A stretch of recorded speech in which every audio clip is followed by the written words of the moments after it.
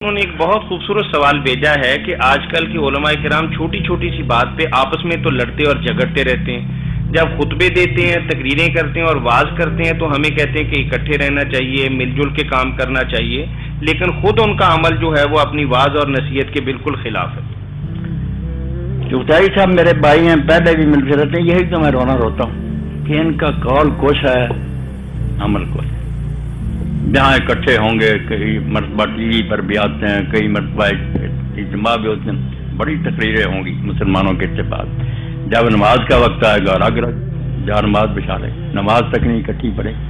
اب لوگوں پر کیا اثر پڑے کہ یہ ابھی جو کہہ رہے تھے کہ ہم ایک ہیں، یہ ایک ہیں کہ نماز بھی نہیں پڑھی، اور اگر کبھی پڑھ لیتے ہیں ایسے شرارتی ہیں، مسئلہ کر رکھا ہے کہ پڑھ لیتے ہیں ہم، کچھ تو کہتے ہیں ہم نے ابتدا کی نیت نہیں کی، ساتھ رکوع سجود کرتے رہے، دل میں ہماری نیت یہ تھی کہ ہم اس کے پیچھے نہیں ہیں، ہم انفرادی پڑھ رہے تھے۔ کچھ جو زیادہ اس سے آگے جاتے ہیں وہ کہتے ہیں ہم نے پڑھ لی تھی مگر پھر دوبارہ دہرانی، توبہ توبہ توبہ۔ اسی لیے تو برباد کیا ان لوگوں نے۔ بالکل وہی بات جو اخبار رحمۃ اللہ علیہ نے کہی نا، میں جانتا ہوں جماعت کا حشر کیا ہوگا، مسائل نظری میں الجھ گیا ہے، ایسے مسئلوں میں الجھ گیا ہے جس کا کوئی فائدہ نہیں۔ حضور کا سایہ تھا یا نہیں، آپ کا پیشاب کو پیتا تھا یا نہیں، بھائی آپ ملنا ہے پیشاب جو آپ نے پینا، کوئی ہے اس کا مسئلے کا؟ تو بس خواب خواب استاد میں ڈالتے رہے، اور جو کرنے کی باتیں کہ ایک ہو جاؤ، کفار کے مقابلہ میں دیوار بنو، آپس میں اتحاد کرو، نہیں۔ کئی میری مسجد میں ایسے لوگ آتے ہیں جو بعد میں کہ جاسوسی کے لیے آتے ہیں نا، سمعون لقوم آخرین، قرآن کہتا ہے کہ وہ خود نہیں آتے، دوسروں کے لیے جاسوسی کے لیے آتے ہیں، رپورٹ دینی ہوتی۔ یہ مولوی تو مرتد ہے، یہ کہتا سارے مسلمان ہیں، بیرلی مسلمان، یہ میں کانوں سے سنی، یہ مولوی کافر ہے، یہ سب کو مسلمان کہتا ہے۔ یہ اچھی بات ہے کہ میں سارے اپنے بھائیوں کو کہوں کافر ہے، اور کیا کیسے میں کہوں؟ مجھ سے زیادہ وہ اللہ رسول سے محبت رکھتے ہیں، اذانیں دے رہے ہیں، درود شریف پڑھ رہے ہیں، یہ معاملہ اللہ سے تعلق رکھتا ہے کہ دل میں کسی کے کیا ہے، اللہ جانتا میرے اندر کیا۔ ظاہر میں ہم دیکھتے ہیں کہ وہ لوگ دین کے خلاف کوئی انکار نہیں کرتے، جو کچھ ملا۔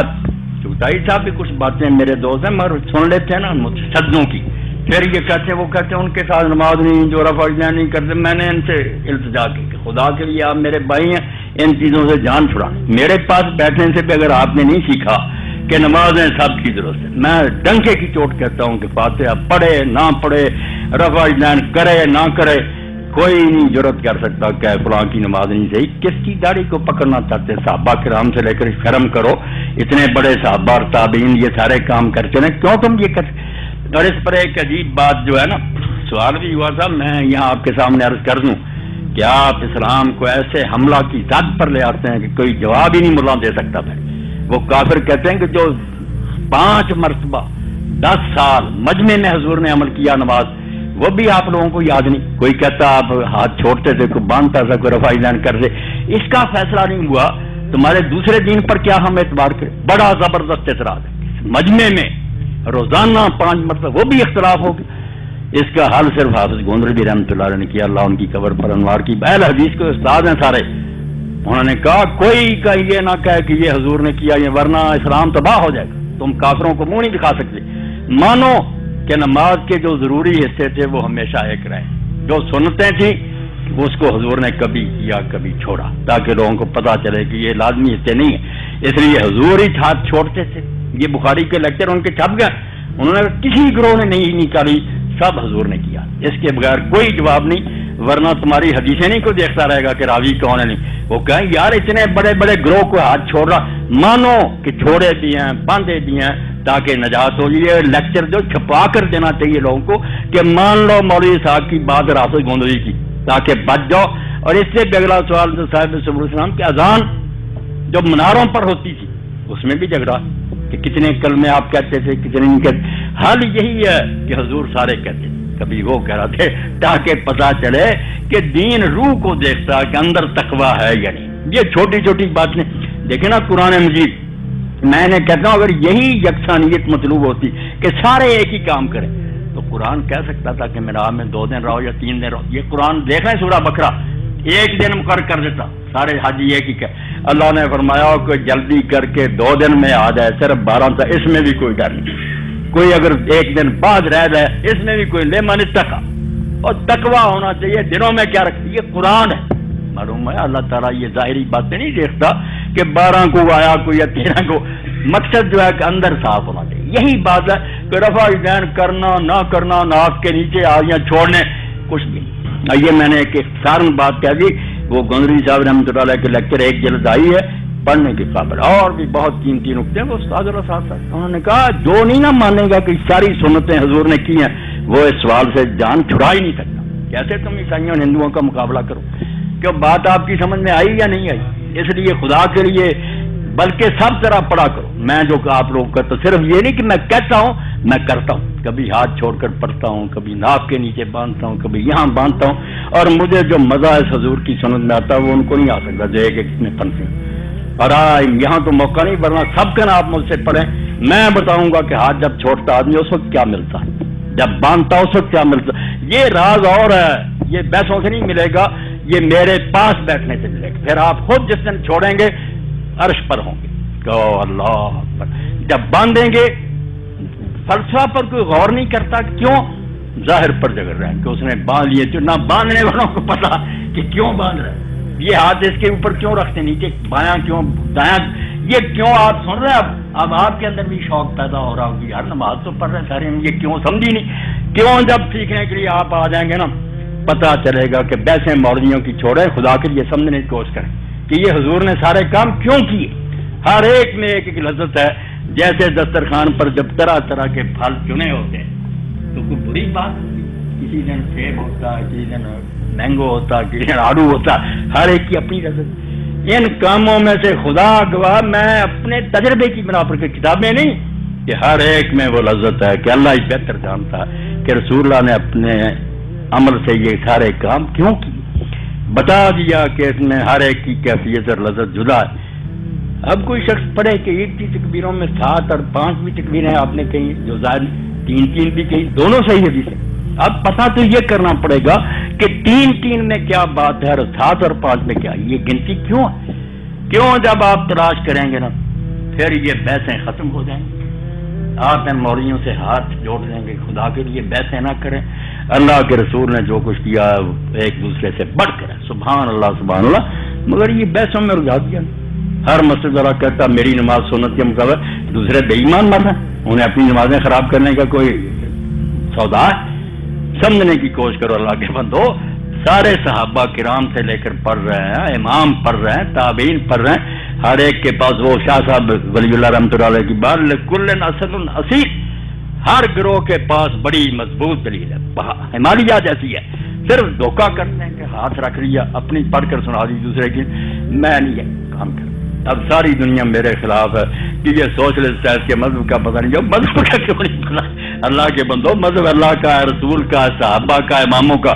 تم ایک ایک کے ہو، میرے وہ سارے امام اپنے، مجھے کسی سے نفرت نہیں. میں جانتا ہوں کہ انہوں نے جو وہ جیسے امام عبد الوہاب شعرانی کہتے ہیں کہ جھگڑتے تو وہ ہیں جو نہیں جانتے کہ یہ ساری نہریں جو ہیں یہ آ رہی ہیں چشمے، یہ ساری ٹہنیاں جو فلاں درخت کی ہیں. میں جب جڑے دیکھتا ہوں کہ ابو حنیفہ، شافعی، مالک صاحب رسول اللہ سے جڑے ہوئے، کوئی اپنی طرف سے نہیں کہہ رہا. صرف شرارتی لوگ بدنام کرتے ہیں. اس نے امام نے اپنی طرف سے دین گڑ لیا. بھائی دین گڑتا تو امام کیوں ہوتا؟ امت لعنت نہ دیکھتی اس وقت. اتنی دنیا کروڑوں اربوں آ رہی، 14 سال پر ان کا احترام کرتی. آپ کو پتہ نہیں کہ اللہ نے کہا ہے رسول اللہ نے کہ جس سے اللہ محبت کرتا جبریل کو حکم دیتا کہ اس سے محبت کر اور آسمان والوں کو اطلاع دے. حتیٰ کہ حضور فرماتے ہیں زمین میں بھی اس کی محبت دلوں میں پیدا کر دی. اب ابو حنیفہ، مالک، شافعی لوگوں کو زمینیں تقسیم کی. اب ان کی کوئی حکومت ہے؟ کیا ڈر ہے ان کا؟ کیا لالچ؟ نیک دین کی خدمت کی. اس لیے دوبارہ جو ان کی بے ادبی کرتا ہے نا، میرے خلاف ہو، فتوے دے، مجھ کو جو مرضی کہتا رہے، میں صاف کہوں گا کہ وہ اپنے آپ کو تباہ کر رہا ہے. بے ادب محروم ماند از فضل رب. جو اللہ کے نیک بندوں کی بے ادبی کرے گا برباد ہو جائے. کسی کی بے ادبی نہ کرو. ٹھیک ہے کوئی مسئلہ اگر آپ سمجھے اس سے دوسرے کا زیادہ بہتر ہے، مگر نہ نیتوں پر حملہ کریں نہ کچھ. چغتائی صاحب نے یہ بات پوچھی تو بہت اچھا کیا، مگر خدا کے لیے کینہ دلوں سے نکالیں، سب کو بھائی سمجھیں. کیا بریلوی، کیا شیعہ، دوسرے سارے. اس جمعہ میں ایک شخص نے کہا کہ یہ شخص مرتد ہے، یہ کہتا ہے شیعہ بھی مسلمان ہے، بریلوی مسلمان. میں نے کہا اور کیا کہوں؟ کلمہ نہیں پڑھ رہے، لا الہ پڑھ رہا ہے، محمد رسول اللہ پڑھ رہا ہے. اس کے علاوہ ہم کیا پڑھوانا چاہتے ہیں ان سے؟ مسئلوں کا کیا، ہر شخص نے جو پڑھا اس کے مطابق وہ کچھ نہ کچھ سمجھے بیٹھا. اب حضور سامنے ہے کہ ہم فیصلہ کرا دیں. سارے خوش ہو جاؤ، مل جاؤ، ایک ہو جاؤ، ورنہ برباد ہو جاؤ. جو کرے گا امتیاز رنگ و خون مر جائے گا.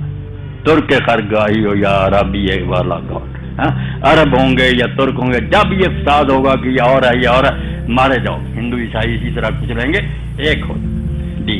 آپ کی بات دل و جان کی گہرائیوں سے ہمیں تو قابل قبول ہے، لیکن اگر علماء کرام تھوڑا سا اس بارے میں جو آپ فرما رہے ہیں اس پر عمل کر لیں تو میرا خیال ہے کہ آج جو ایک دوسرے کی دشمنیاں، عداوتیں، نفرتیں اور کفر اور شرک کی جو بدعتوں وغیرہ کا کام ہے یہ سارا ختم ہو جائے. طاہر صاحب اس پر ہم جتنا رو سکیں رونا چاہیے کہ جو اہل کتاب تھے عرب کے امیین ان پڑھ جو ان کا گرا نہیں، جن کے پاس تورات انجیل تھی، بشارتیں تھی حضور کی، سب سے زیادہ مخالفت جو عالم تھے دشمن. حتیٰ کہ حدیث میں آتا کہ اگر 7 یہودی عالم بھی مسلمان ہو جاتے دنیا مسلمان، انہیں نہیں توفیق. یہ عالم جو ہے نا، یہ آپ اور میں سب روتے ہیں مگر انہیں نہیں توفیق ہوتی. ان کے آگے بہت پردے ہوتے ہیں، کچھ تکبر میں ہوتے ہیں کہ ہم سیکھتے کریں، کچھ جو حسد کرتے ہیں، کچھ جو اپنی پارٹیاں رکھتے ہیں. اس لیے یہ نہیں، عام لوگ جن کے سینے صاف ہوتے ہیں نا ان میں سے بہت لوگوں کو ہدایت ہوتی ہے. آپ مکے مدینے میں دیکھ لیں جو سادہ لوگ تھے وہ حضور کے ساتھ عالم شاید ہی کوئی دشمنی کرتے رہے، مخالفت کرتے. آپ کو کوئی پتہ نہیں کہ ان کے روگ کیا ہے. اتخذوا احبارهم ورهبانهم اربابا من دون اللہ. اللہ کہتے ہیں یہ غلط فتوے دے دے کے لوگوں سے مال بٹورتے ہیں، گروہ بنائے ہوتے ہیں، بھیڑوں کی اون کترتے رہتے ہیں، چھوڑ نہیں سکتے. یہ کہتے ہیں اگر سارے اکٹھے ہو گئے ہمارا کام کیسے چلے؟ اپنی اپنی بھیڑوں کو رنگ لگایا ہوا. یہ سارے کہہ دیں اگر کہ یار مولوی صاحب والی بات ٹھیک ہے، بریلوی وہابیوں کے پیچھے پڑے، وہابی سارے بھائی، سارا فساد نہ ختم. نہیں نو، وہ گستاخ رسول ہیں، یہ مشرک. مسلمان تو صرف سکھ ہیں، ہندو ہے، عیسائی ہے، وہ ہے مسلمان، آپ تو سب کافر ہی. توبہ توبہ توبہ کرو، اللہ کے رسول کی امت کو کافر کہتے ہو. اب کیسی بات تھی کہ حنین کے ہمارے غنیمت آپ تقسیم کر رہے تھے. ایک شخص نے حضور صلی اللہ علیہ وسلم سے کہا، یہ صحابی مگر بشری ہے نا، اس کو ناراضگی ہوئی کہ حضور نے 9 مسلم جو ہے مکہ فتح ہونے میں ان کو کیوں کہنے لگا اللہ سے ڈر، تو نے انصاف نہیں کیا. حضور کو کہہ دیا کلمہ گو. آپ نے فرمایا یار اللہ مجھ پر اعتماد کرتا ہے کہ مجھ پر وہی اتارتا ہے، اس کو یقین ہے کہ یہ سچا ہے، تم مجھے امین نہیں سمجھ، میری امانت پر حملہ کر رہی ہے. تو حضرت خالد نے کہا یا رسول اللہ مجھے اجازت ہے میں اس کی گردن اڑا دوں. تو آپ نے فرمایا شاید یہ نماز پڑھتا. تو انہوں نے کہا نماز کئی پڑھتے ہیں ان کے دلوں میں ایمان نہیں. آپ نے فرمایا دل چیرنے کا اللہ نے مجھے حکم دیا. اس لیے کیوں نہیں یہ لوگ کرتے کہ جو ہمارے سامنے کلمہ پڑھتا ہے، رسول اللہ کا نام لیتا، ہم دل کیوں چیرتے پھر؟ وہ قیامت میں کافر نکلے گا، شاید ہم ہی نکلائیں کافر، یہ اللہ پر ہے. ہم دنیا میں دیکھیں کلمہ پڑھ رہا، کسی نئے نبی کو نہیں ماننا، کوئی نئی امت نہیں کھڑی کی. اگر وہ حضور کے جھنڈے چلے آئے ہمارا بھائی، مسائل کریں گے، بات ہوگی سمجھائیں گے، اگر تسلی ہوگی ٹھیک ہے، ورنہ وہ اپنی بات پر ہے. ہم ٹھیکیدار ہیں کہ ضرور ساری دنیا کے پیچھے لے کر پڑھ دیں.